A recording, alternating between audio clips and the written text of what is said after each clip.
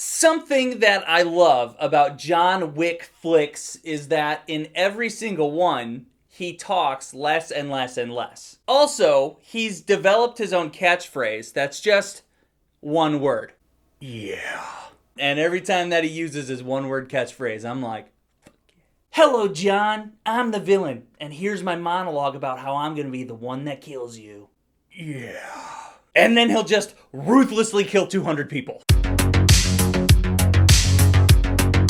Well, in case you forgot, John Wick got out of his killer lifestyle to be in love with his wife. She died, he got the dog got killed, he goes on a revenge killing spree. Now over the previous 3 movies, this world of assassins has sucked him back in. And now all he wants to do is get out. And the only way for him to get out is to go after the people at the top, at the high table. This leads to more world building, more assassin rules, and lots and lots and lots and lots and lots of kills. Obviously, Keanu is back, and he's as good as he ever was as the Baba Yaga. And he's everything that you want him to be. He kills 1 million people, he gets the shit kicked out of him, and I've already said more words in this review than he says the whole time. Then you've got your regulars like Winston, who's still great. Still throwing out those quips like Spider-Man. Winston has a pretty great story arc that I was all about. I also gotta give a shout out to Lance Riddick. It was great seeing him again, and surprise RIP. He will be missed.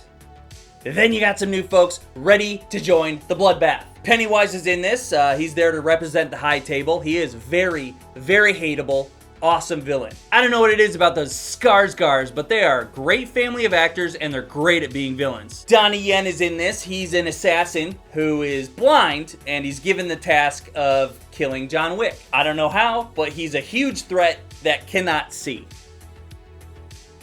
He makes it work. Somehow he made being a blind assassin very believable. Shamir Anderson is interesting. He's another top-level assassin, and he just refuses to kill John for a low price. So sometimes he's helping John, sometimes he's haggling a price, and sometimes he's trying to kill John. From scene to scene, you never know if he's going to be on John's side or trying to kill him. All around, awesome cast, and they were written better than I ever needed them to be. John Wick is unfucking real.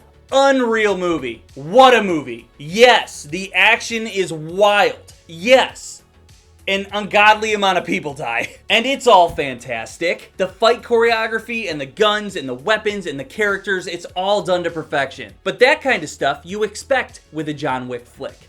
Here's what I didn't expect. It's one of the coolest looking movies I've ever seen. John Wick 4 might have some of the best cinematography I've ever had the pleasure of looking at. There are a ton of big, beautiful locations shot with wide angles. The lighting for every set is gorgeous. Personally, the neon shit that you see in Japan, that's my favorite. As John is there beating the piss out of dudes, I found myself excited to see the next room. I was excited to see where the next scene was gonna be. It's top tier cinematography. It's some of the best I've seen. And that is not a requirement that I have for John Wick. I got what I expected, and then they're like, oh, by the way, let's just make this a beautiful looking movie. I never asked for it. I never needed it. The action was always enough. But they grant you access to this buffet of visuals. And I was eating that shit up. This isn't really a spoiler, but after getting all these amazing visuals,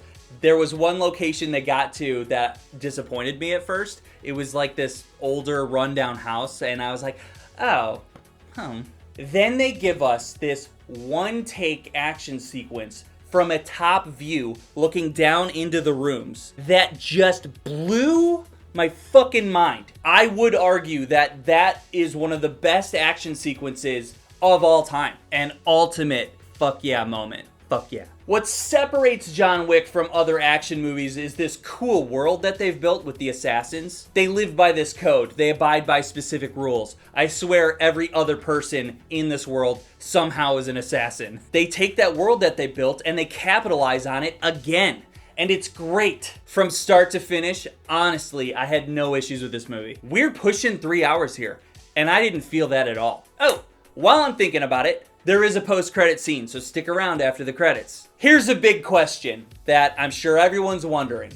Is this the best John Wick movie? Personally, I will always find the first John Wick to be the best because it's the first time that I ever saw something like that. And that was the spark that exploded into 4 movies. The appreciation for what that was at the time as the beginning to it all will always put John Wick 1 at the top for me. That being said, I think John Wick 4 is easily number 2. Quick ranking, 1, 4, 3, 2. Here's a good way to look at it. If you compare the Wick franchise to the MCU, John Wick 4 was like Endgame and Infinity War combined. It rounds off the franchise very well, and if they stop here, I think I can consider this one of the best franchises ever. Yeah, go see John Wick 4. It's an absolute blast. Don't worry about too much action. They do a good job at breaking it up for you, okay? There's good action breaks, gives you a breather, and then on to more action. Yeah, it was a good one. I think I might go see it again, actually. Yeah, that'll be fun. See ya! Subscribe!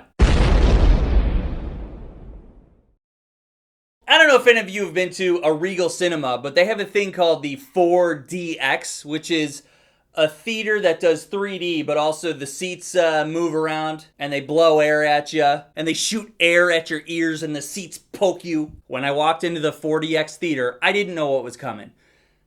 The seat jolted every single time a gun was shot. The first time a gun pops off, whoa, that was uncomfortable. And then when shit really gets going, it's like,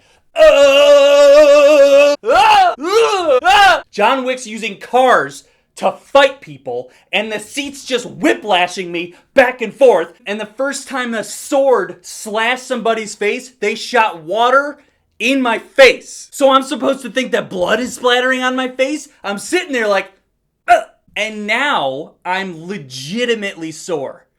This movie in 4DX beat the fuck out of me. And now I'm exhausted. I'm getting too old for this shit, John. Yeah.